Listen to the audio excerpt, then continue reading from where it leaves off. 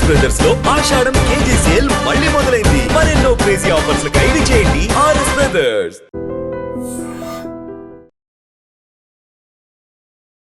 నమస్తే, welcome to I dream. నేను మీ లక్ష్మి. మనమైతే అనకాపల్లి జిల్లా పరవాడకు వచ్చేసాం. జిఆర్ యాంటిక్స్ కి స్వాగతం అంటూ అందరినీ పలకరిస్తూనే ఆ పాత పురాతన కాలంలో వాడినటువంటి ప్రతి వస్తువుని మనకి చూపిస్తూ దానికి సంబంధించినటువంటి ఇన్ఫర్మేషన్ చాలా వివరంగా వివరిస్తున్నటువంటి government school teacher Gangadhararao master గారు మనతో పాటు ఉన్నారు. నమస్తే సార్.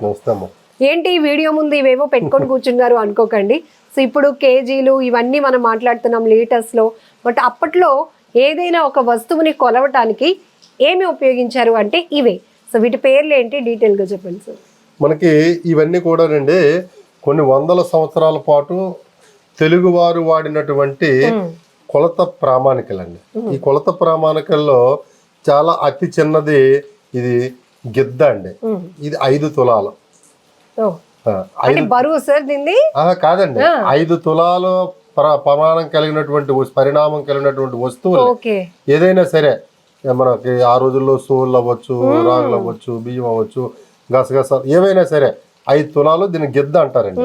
అతి చిన్నది. ఇంతకంటే చిన్నది ఉంటే అరగిద్ద అనొచ్చండి. దీనిపైన ఏవో రాసి కూడా బ్రిటిష్ కాలం ఉన్నట్టుదండి ఇది. ఇక్కడ చూసినట్లయితే ఇక్కడ ఆ రాణి గారు, బ్రిటిష్ వాళ్ళు ఏంటంటేనండి వాళ్ళ తాలూకా వస్తువులన్నిటి మీద కూడా వాళ్ళ పరిపాలనలో ప్రతి వస్తువు మీద కూడా బ్రిటిష్ రాణి గారి చిత్రం, ఈ క్వీన్ చిత్రం వేయించుకునేవారండి. ఇటు చూడండి, 5 తులాలు 1947.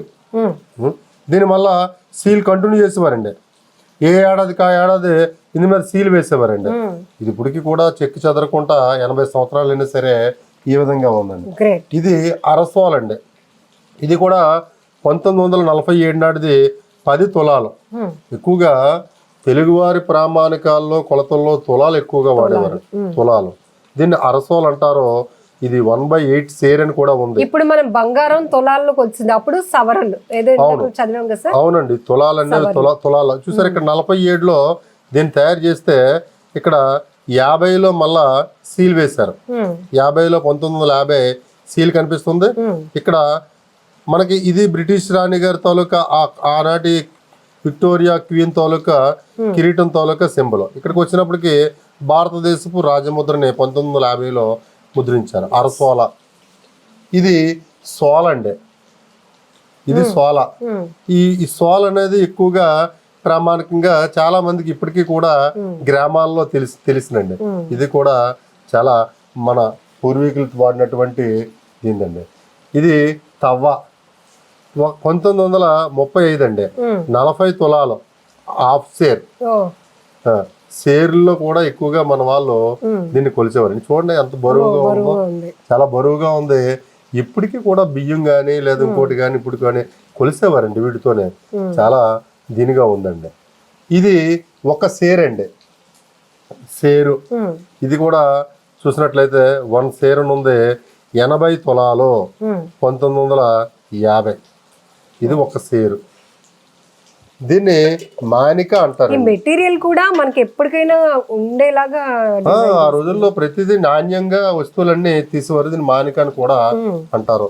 తర్వాత ఇది అడ్డ అండి. 2 సేర్లు అండి. ఇది సేరు, ఇది 2 సేర్లు అండి. 2 సేర్ల తర్వాత ఇది 3 సేర్లు అండి. ఇది 3 సేర్లు. ఇది ఈ విధంగా ఈ రింగ్ పట్టుకొని మనం కొలిసేటప్పుడు సపోర్ట్ కి ఈ విధంగా కొలిసేవారండి. ఇది 3 సేర్లు అండి.